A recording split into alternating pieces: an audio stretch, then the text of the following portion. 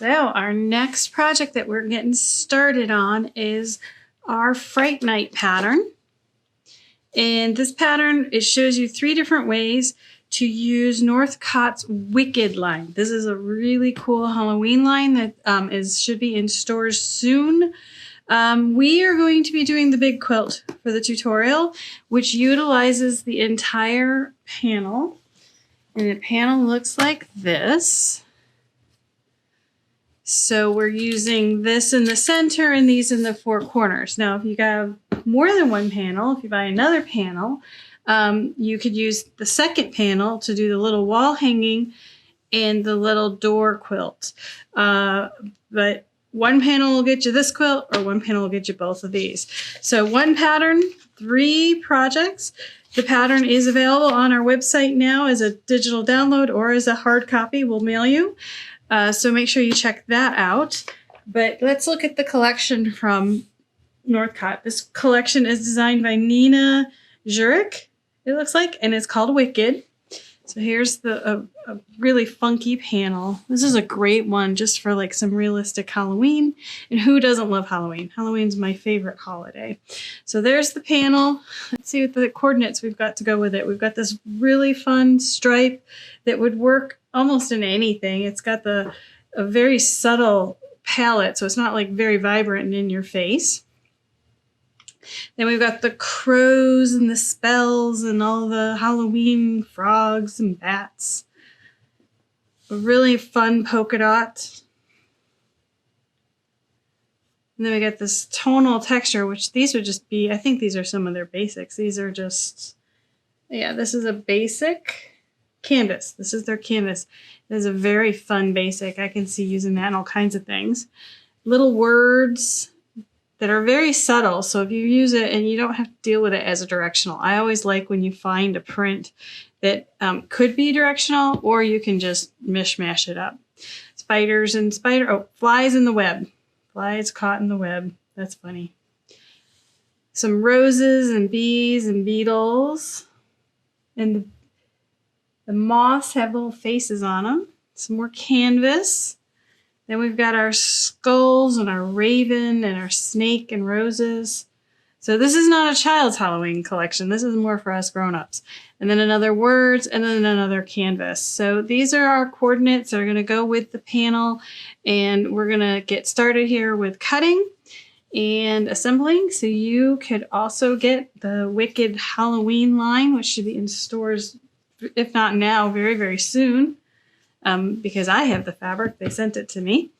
And thank you again, Northcott, for sending this. We will have a very fun Halloween, I should say we're going to have a very spooky Halloween tutorial making our Fright Night quilt.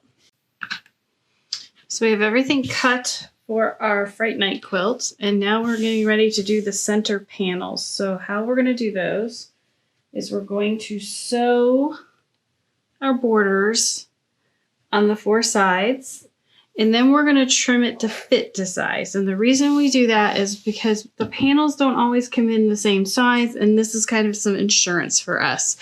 If we did it exact and the panel came in smaller, and you wouldn't have enough fabric to fix the difference. So we add these cheater borders onto all our panels and our patterns to make it easier for you to adjust it. In this case, the center panel came in about a 1/2 inch smaller than what was anticipated, but it's not a problem. I was still able to trim it clean, and then when we add this on and trim it to size, it'll absorb that 1/2 inch in. So we're going to go ahead and add the borders to the large panels and to the small panels, and then we'll come back and trim them up. So now we have the borders on our panel, and we need to trim this to measure 25 inches by 19.5. So the first thing we need to do is see how big we have it.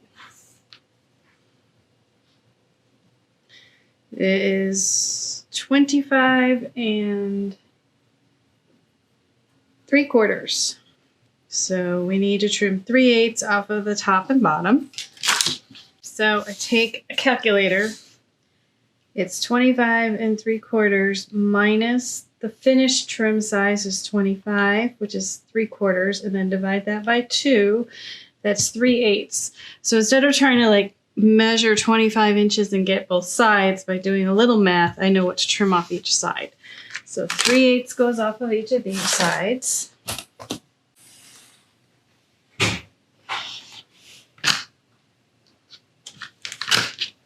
Okay, so now for this,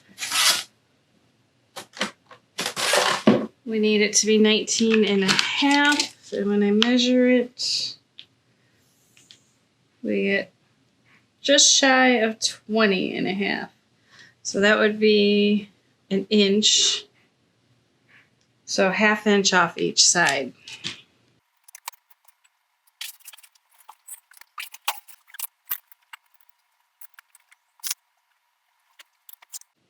Now I'm taking the ruler, I'm running the 19.5 that way and trimming off the other half this way.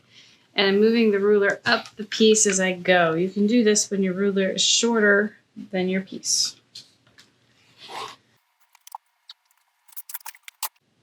So this one is ready to go. It is the size we need and the borders are in place. So now we just need to trim up the smaller ones, which are 12.5 inches. Which I have a 12.5 inch ruler here. So another way to do a panel is to fold it in half and finger press the 2 center seams.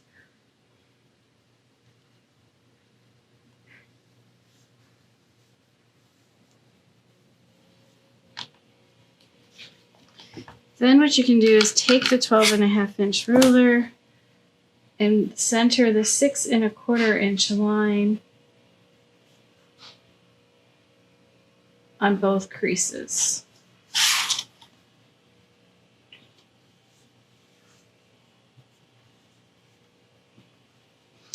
But you got to make sure you can see the creases, so I have to do it all the way out to the border.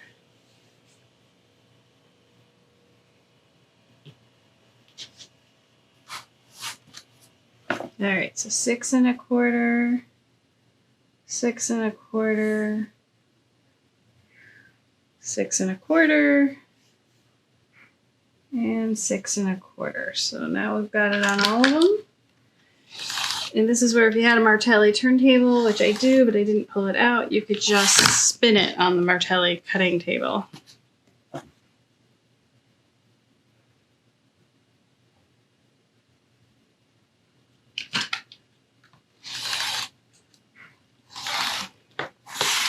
And there we go.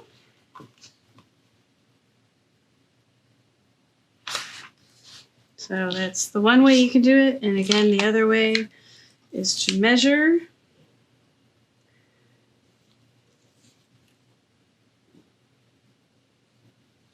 So we need a 1/4 inch if you do it the other way. This measures 13, we need it to be 12.5. So we can just get rid of a 1/4 inch.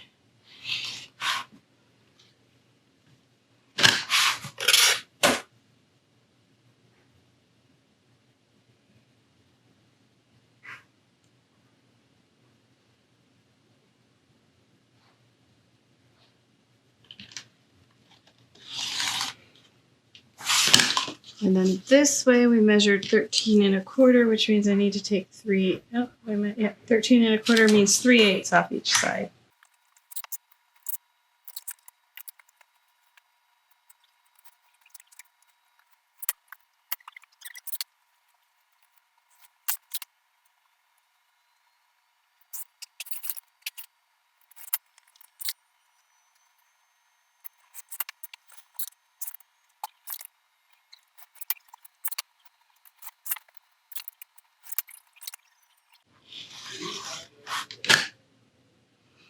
So now we have all our panels trimmed to size and their little borders are on them.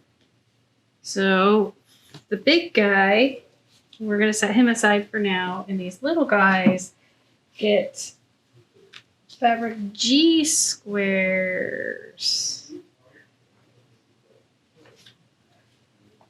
That's these guys. We're going to flip and sew one on each corner. So it will go on the corner like this, And we'll sew from point to point and it will flip out. So to make sure these are accurate, I mark them.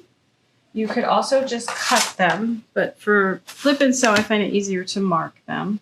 And this is the Creative Grids non-slip multi-size 6-inch flying geese and 45 90-degree triangle ruler, or we call it the Pac-Man ruler. You can just lay it onto your square.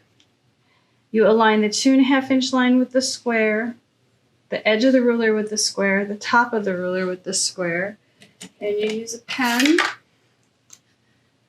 And you're going to cut this away so it doesn't matter if it's permanent or wash out.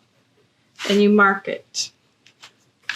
And then once you've marked it, you have a large triangle and a small triangle.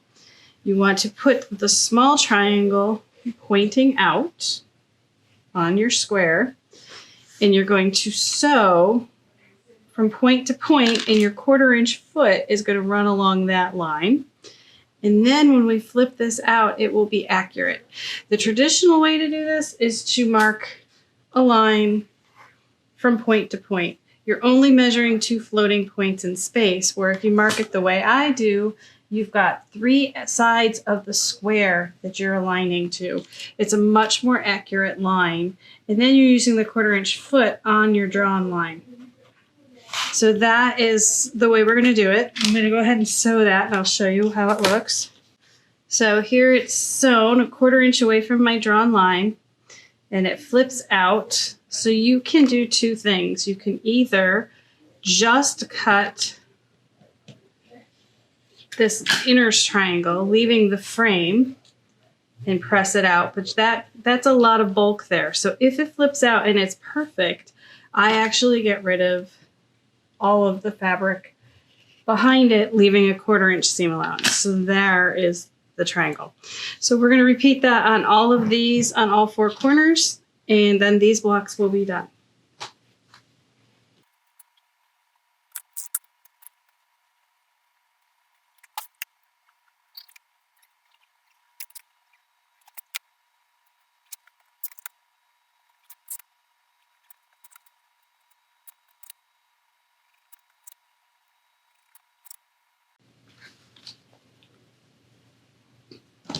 All right, so here these are all ready. Got 4 of them. So next step is to sew the side borders onto this guy.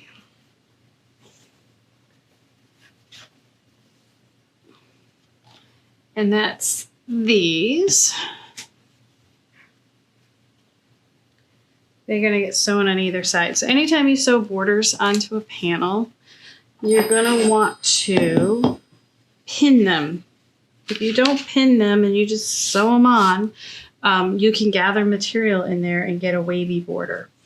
So, and how I do quick and dirty borders here, instead of measuring everything, is I just pin it on, making sure everything is flat on both top and bottom layers.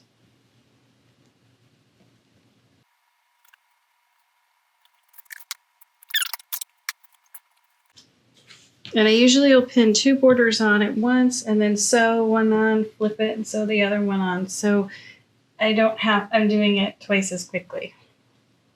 You can do them one at a time, but that's just how we do it.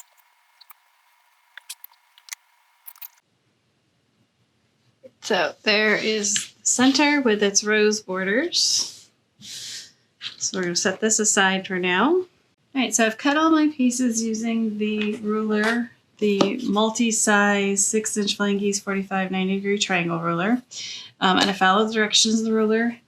And we're ready to sew our flying geese. The pattern, I tell you how to do it traditionally, but I find using the ruler is sometimes faster because you don't have any, and less fabric because you don't have any waste. You're cutting triangles versus squares. The downside is they are biased triangles, so you have to be really careful with them. So here are the pieces, and when I cut the sky parts, I make sure I cut it either 2 strips right sides together or wrong sides together, so every time I cut, I get a right and a left. Not sure if it really matters, but for me, I think it makes it a little bit easier. Then we have on the right and left, you have a flat side and you have a pointy side. So you lay it with the flat side at the bottom. And what you're aligning this side of the two triangles and the bottom edge of the two triangles. Then it doesn't really matter if you have a point or a square, but I'm doing it with the square at the bottom. So there's that. So then once you position that, you would take it over to the sewing machine and you'd sew a 1/4 inch seam. And you should notice that the 1/4 inch starts right where that purple meets the orange and it ends right where the purple meets the orange. That's how you know you have it positioned correctly. And then you'd press it out towards the sky. And then we're ready to do our second one. And again, you're aligning the sides of the triangles and the bottom of the triangles. We're not going to worry too much about these two ends because if these are aligned correctly, those should fall into place. And again, we're going to sew 1/4 inch. And the 1/4 inch starts where the triangle meets with the background and ends where the orange and the purple end. Then we're going to press that open, and that gives us a 2.5 by 4.5 inch flying goose. And then we just need to get rid of our dog ears. You can use scissors or rotary cutter. You just want to get rid of these little tufts of fabric because they can get caught in your seam and make it harder to quilt it. So there is our flying goose. So we have to make 40 of these. We have to make 40 with our B and our G and our I. So 40 have G on the left and then 40 have G on the right. We need to make 120 flying geese units and then we'll be ready to assemble our blocks. So when I have a lot of these to do, I will just lay them on a ruler like this so I can pick this up and take it to the sewing machine. So I'm just going to start aligning these and lay them out on the ruler and then we'll get them sewn. But now we don't have to trim anything. These are just going to be accurate once we finish it. And this is just another way to do flying geese. All right, so I laid them out like this, so now I can check and make sure everything is going in the same direction, that all of these are right sides together. It just helps me not make some mistakes when I'm piecing these. So next up is to do these, and only 40 of them go one way and 40 go the other. So what I'm going to do is separate these into 40 piles, and that way I don't have to count all 3 piles, just the big pile, and that'll be enough to get me what I need. Now we have all our flying geese sewn, and I do need to trim off the dog ears, and I want to show you a quickie way to do that. What I do is I stack up 5 of these at a time. Make sure they're really well aligned, and then you find scissors, a good pair of sharp scissors, and I just hold the edge and I snip. And I rotate and snip. There you go. There's 5 done at a time. So I'm going to snip all of my dog ears and then we'll be ready to piece, but I wanted to share that tip with you. So now we have the dog ears clipped off all of these. The next step is to sew one of these to one of these with the gray edges matching, and that's going to make our outer frame for our blocks. So I'm going to go ahead and sew those, and then we'll be ready to start assembling our blocks. Got these all sewn, and we're ready to press them. And how I'm going to press them is I'm going to press the seam open. And to do that, I use a strip stick, and it's got a curved top and a flat bottom. And you just lay the seam over the curved side. You can do multiples. This is the 18-inch stick. We also sell a 9-inch stick. And then I have a purple thing, but you can use any kind of stylus or pokey thing. And you just split the seam and open it with your fingers just to get it started. It just makes it a little easier. Then you take the nose of your iron and you hold it over the stick and you just press it, and gravity will pull the 2 sides down. You'll have a beautiful open seam right there, and that'll make those this point very flat and it won't be bulky when you try to quilt it. So we're going to go ahead and press all of these seams open and then we'll move on to the block. Okay, so now we're ready to start assembling and building our blocks. So we're going to use E in the center, which are these funky black roses.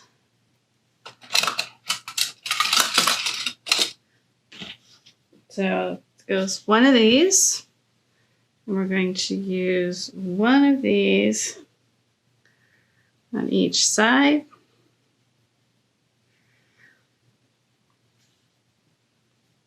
And one of these in each corner.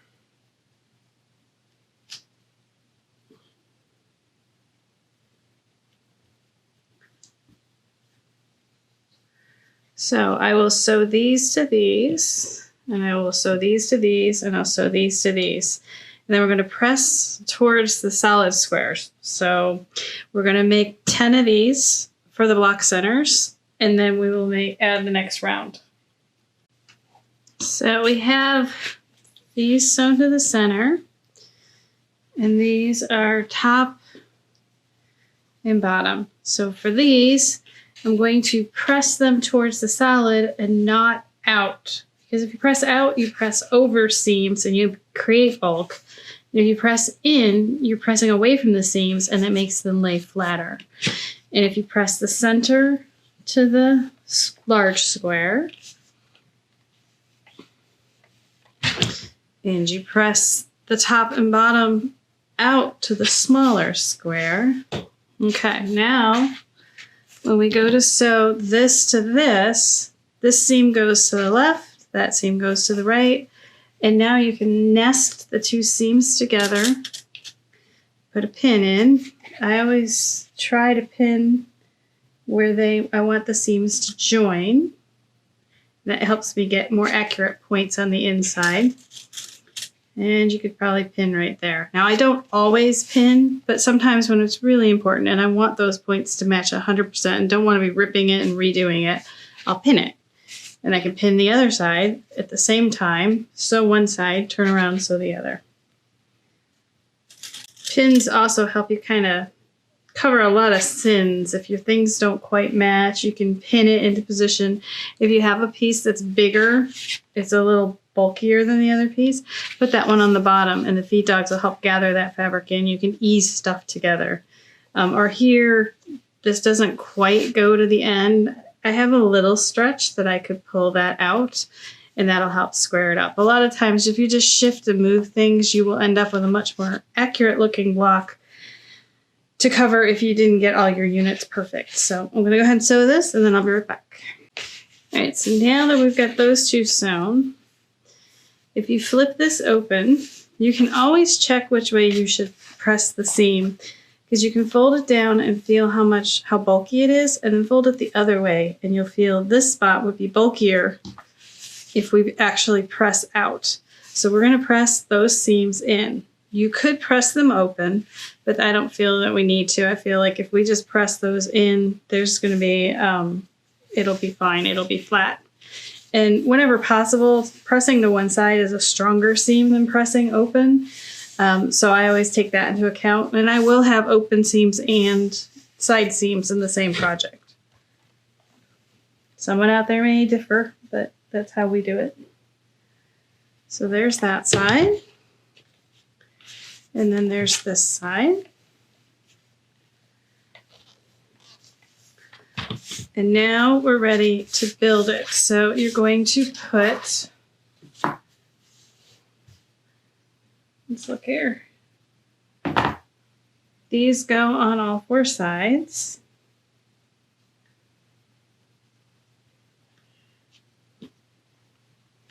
One, two, three. And then we're going to put these purple guys in the corners. Now this is a directional print in this quilt, so you can choose to put them all going the same way. If you don't really want to fight with direction, you can have two going up and down and two going sideways. It's truly your call, but we are going to do it this way. So again, we're going to sew this to this, and this to this, and this to this, and then I will be back. All right, so now we have the next layers sewn. And for this one, if we press it to one side or the other, these are getting super bulky now. So I am going to press those open to help alleviate some of that bulk. Yeah, that's going to be less bulky. So press these guys open.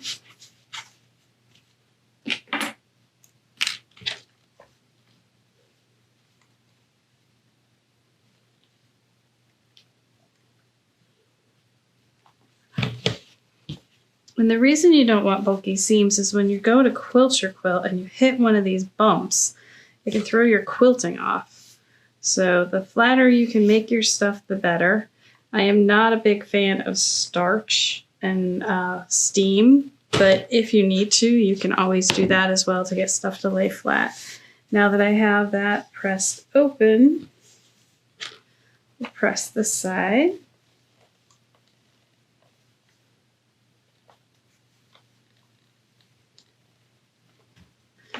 All right, then for these guys, we can just press them to the purple.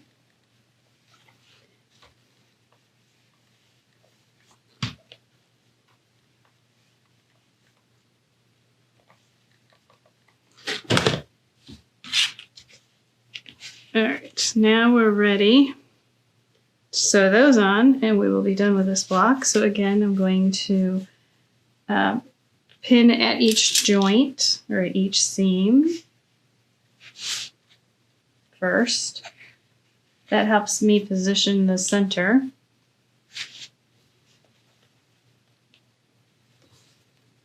And then on this block, this intersection here is supposed to go there. So you can drop a pin in and then drop the pin in on this side, pull the pieces flat and tuck the pin in. That will help you align those. So again, 1/4 inch down, putting it in at the point, putting it in at the point, pull it together and flip it in.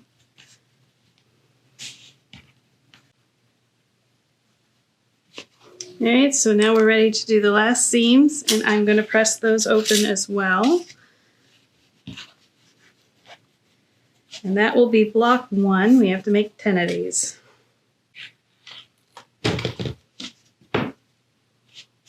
Okay, so there is the first block and we'll just repeat this 10 times and we'll be back to show you how we put the top together. So we have all the piece blocks done, all 10 of them. We have our square panel blocks done and we need to finish the center here. So first we need to sew the orange strip top and bottom to each of the skull strips. So now I didn't cut these to length as the pattern gives you the length that you need, but as a practice in this studio, I don't usually cut things to length until I have something to measure them against. That way, if for some reason, heaven forbid there's an error or my seams aren't quite as 1/4 inch as they should be, I have the chance to make a course correction with very minimal effort. So I have 2 orange for each of the skulls. So I'm going to go ahead and sew them and cut them, and then we'll be ready to add them on the top and bottom of our panel. And then we'll have all our blocks together to sew the quilt top together. So we're ready to add our top and bottom unit 9s to the center panel. So I've sewn them, like I said, I usually will sew them width of fabric and then trim them to size versus just cutting the length, so that if I need to make any adjustments, I have time and fabric to do that. So the first thing I do is I need to square off one end.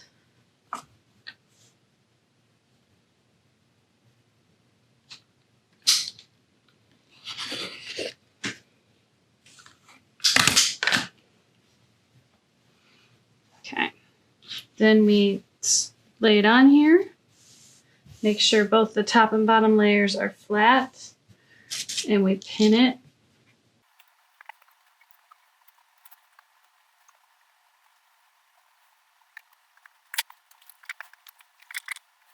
So on this one, I'm going to center my skull on the bottom.